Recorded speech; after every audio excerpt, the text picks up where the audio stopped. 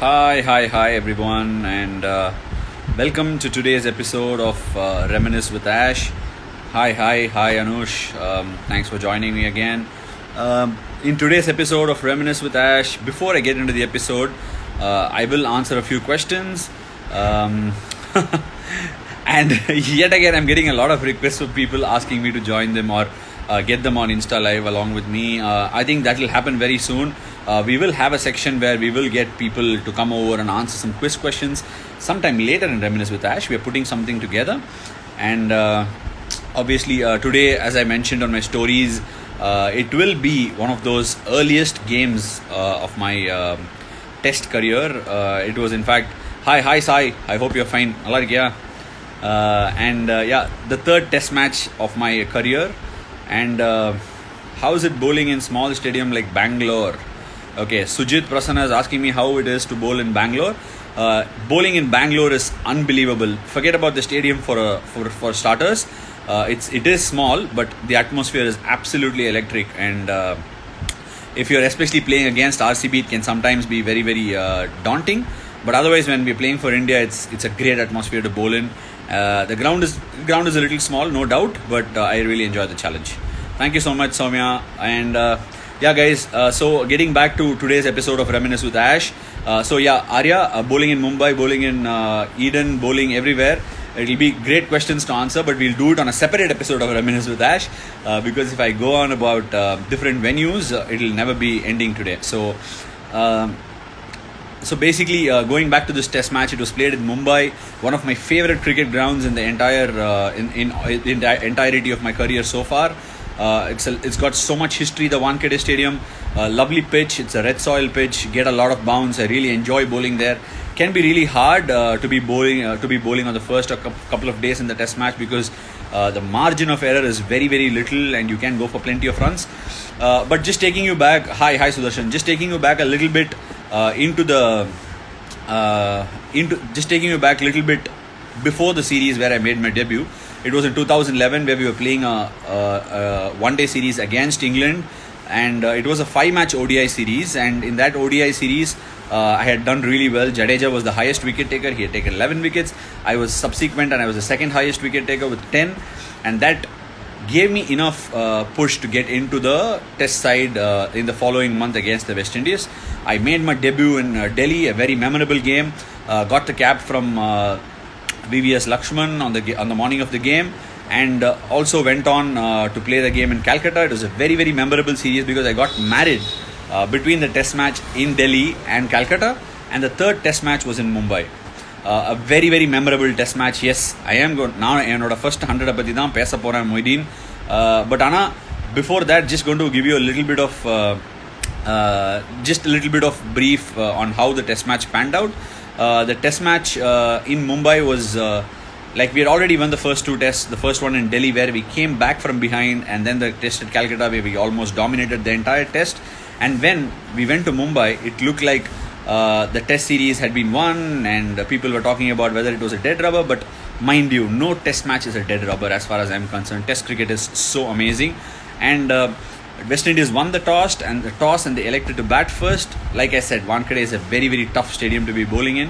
I got a couple of wickets before lunch where I got Kirk Edwards and Adrian Bharat out.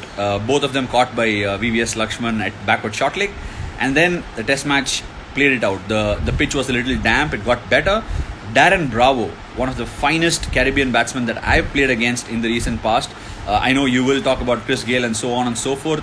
Darren Bravo was a very, very talented batsman. He went on to make a big 100. If I'm not wrong, he made about 160 or 170 in that first innings. It's very, very hard to come back from a test match. West Indies posted 580 or 90 runs in the first innings, and it looked like this test match was better suited for the Team India to go for a draw or play long in the first innings. But as the game panned out, the pitch started to eat a bit of spin. It was starting to deteriorate, and we found ourselves at 300 or probably 270 for 6 in the first innings when I walked out to bat. I had played in Delhi where I made a duck on my first innings and the only innings that I played in Delhi. And then at Calcutta, I batted and I was 3 or 4 not out when the team declared the innings when Lakshman had scored 100. But this game, I felt like I had an opportunity to bat. Even before the game, a couple of people had actually made fun of me. One was Sachin Paji himself, then MSD. All of them came up to me and said, looks like you made 100 or 2 in your first class career. In fact, I had 300s in first class cricket then.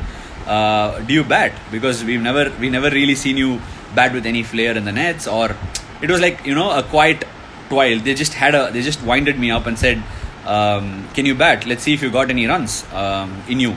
And I said, I'm just going to give it my best. I'm just going to go out there and play my shots. I was in such good headspace because of the previous 2 games. Had one of the most memorable month of my life in November and December. Got married, very, very special. And I got 5 wickets in the first innings as well in Mumbai. So when I went out to bat, I was full of confidence. Right from the first ball, which I played off Darren Sammy, it hit the middle of the bat. And I think one of those most thoughtless knocks. Absolutely nothing crossed my mind. Just enjoyed my batting, played all the shots that I could.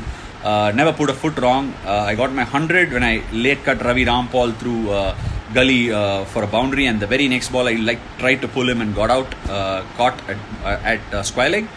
And when we came out, I think we made about 486, reducing the deficit to less than 100. Hi Ashika, hi. So reducing the deficit to less than 100, and after that West Indies came out to bat again. It looked like the test match was heading towards a tame draw because we were on the 4th day second session, and 4th day second session, or the last session, probably it was the last session. Pragyan Oja was in his elements. He bowled a really good spell on that evening, and I think nicked Bravo off. And the next morning things happened very, very quickly. I remember MS Dhoni walking up to me and saying when he gave the ball, today will be very different because I expect the pitch to spin. Just be as patient as you can because this game can turn around. And as he had said, the ball started spinning in the first session. Oja ran through West Indies. I ended up getting 4 wickets. If I'm not wrong, I got Colton Baugh, the West Indian wicketkeeper, through what I think is one of the better balls that I've bowled in my career, through the gate. It's not. I don't think many people would remember it, but I remember it very clear at the top of my head. And we, from nowhere, India had clawed back into the test match, and we had to chase about 240 and 60 odd overs. And we had Virender Sehwag who's opening the innings. Virubai just went out and he blazed away in his usual style, made a quick 60, and the game was panning out really nicely. It looked like we were going to coast, and from nowhere, as I said, the wicket was spinning a bit. I think Marlon Samuels got a couple of wickets. I think Bishu might have got a wicket, and we found ourselves at 189 for 6, 50-60 shy of the chase. When I went into bat, I did put a few partnerships, like small partnerships. It's never easy to bat 4th on a wearing out pitch, especially the Wankhede pitch. And of course, sir, Hindi में भी बात कर सकते हो. उस दिन रैना भाई के साथ हिंदी में बात किया मैंने, बट आज तो कोई है नहीं दूसरे बंदे बात करने के लिए, सो हम इंग्लिश में ही बात करेंगे आज. So the 240 chase all of a sudden looked like I had to stitch one run together. And the game was panning out nicely towards a fine finish, like a photo finish towards the end. And I found myself batting with Varun Aaron in the last over, and we had to make 3 runs of the last over to win the test match. In what looked like it was going to be a clear draw, we clawed ourselves back through some great performances, some great resolve, and found ourselves in a position where we could win the game. And from here on, there was a lot of drama, and Varun played the first 3 balls. It was in fact Varun Aaron's debut game. He played 3 balls and he got a single of the 4th one. I had to make 2 runs of 2 balls. So the game was, Fidel Edwards was getting a bit of reverse swing. So I decided it's 2 balls, 2 to get. If I get out, the last man in, Pragyan Oja, and if he gets out as well, this could be a famous win for the Windies. So my thought process is very clear. I went to Varun Aaron and told him I'm going to play out this ball and then go for it of the last ball.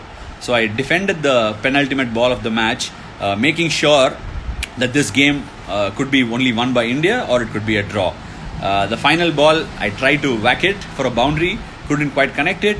I ran, and when I couldn't, it felt like as if when I turned from the non-strikers in, the throw was already on its way, and I was run out, and the game ended up in a draw.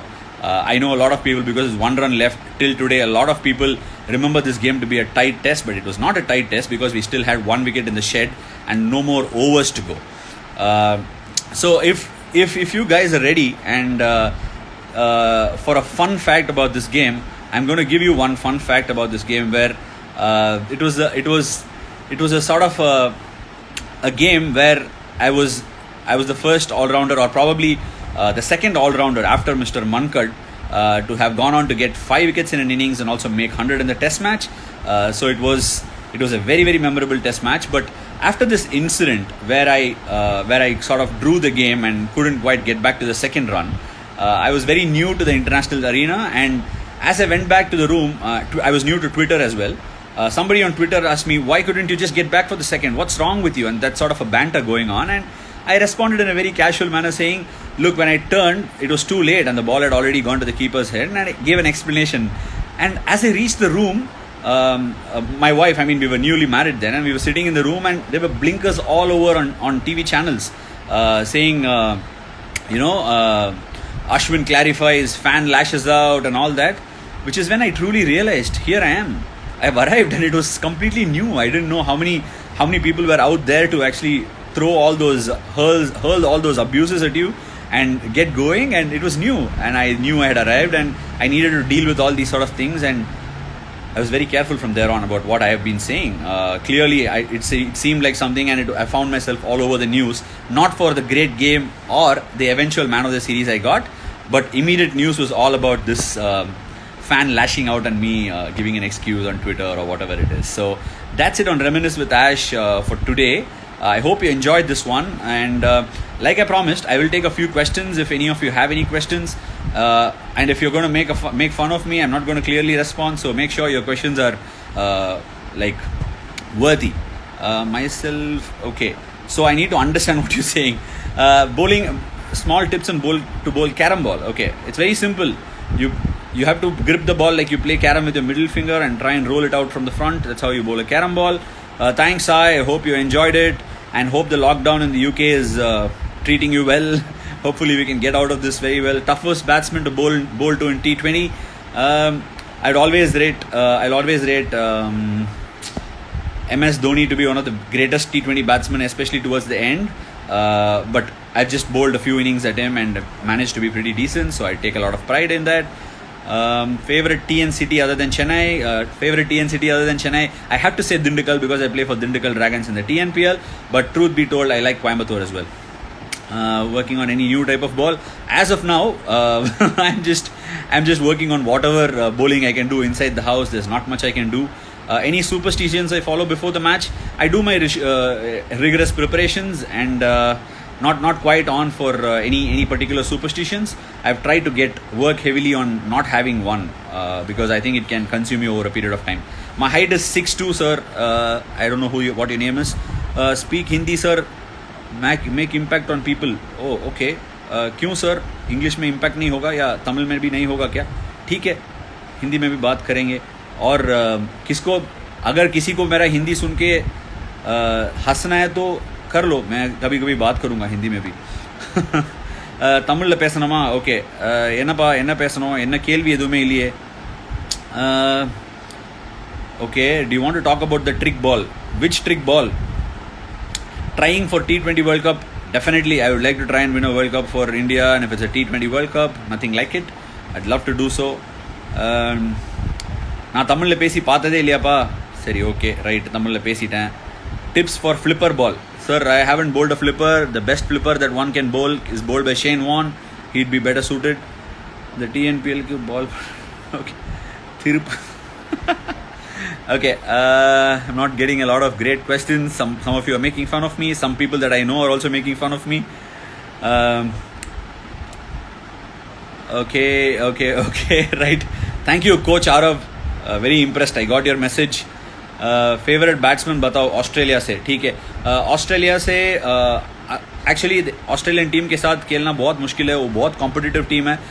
मेरा सबसे favourite batsman Australia का जब खेलना शुरू किया वो Steven Smith ही होगा. Very difficult batsman to bowl. Quick feet, quick hands, lovely batsman, and obviously his record speaks for himself. And if there are no more questions, thank you sir. Thank you Arvind sir. Very proud. Time sir, मैंने hat-trick लिया ही नहीं अभी तक international cricket में. अगर hat trick लेंगे तो आपको डेडिकेट करूँगा 100%. आपको Mark Waugh, yes, Mark Waugh is a favorite cricketer, but from the past. I've not played with him. And today is the birthday of one of my favorite coaches and my friends from the childhood days. He works with me now as a coach, CS Santosh. Many more happy returns of the day to you. I hope you're watching the live. If not, please take the message to him. Trying to turn into leggy. No, why should I try and turn into a leggy? I'd like to bowl as many balls as possible. What else? What about MSD? MSD, one of the greatest captains that India has ever seen, and one of the greatest captains IPL has ever seen. Okay. मुझे देख के Jos Buttler का याद आता है. ठीक है, बढ़िया. Do you get a chance to open? कहाँ सर, बैटिंग में या बॉलिंग में? बॉलिंग में हमेशा डाल देता हूँ ओपनिंग नया बॉल में. जॉस बटलर रिमेंबर है ना? ऑफ कोर्स, क्यों नहीं, कैसे भूल सकता हूँ. अन्ना तमिल सोलूंगा, विराट पति सोलूंगा. Okay, I've taken a lot of questions, guys, and I hope you enjoyed today's edition of Reminisce with Ash, and we will continue to do these episodes and take questions towards the end. Hope you enjoyed today's edition.